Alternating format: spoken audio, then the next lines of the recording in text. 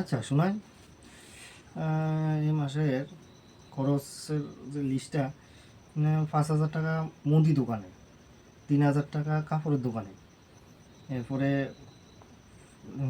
7,000 টাকা BJTKKH দেখি, আর কাজের মাসি 6,000 টাকা, আর হচ্ছে স্কুলের ফি 3,000 টাকা, আর 8,000 টাকা BJTKKH, এরপরে 3,000 টাকা BJTKKH।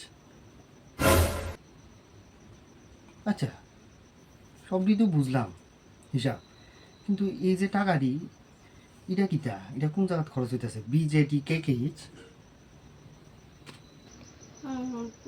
এটার এটার মানে হইছে ভগবান জানে টাকা কই খরচ হইছে। বাইগান আমি পারি না আর পারি না, আমি কেন মরি না।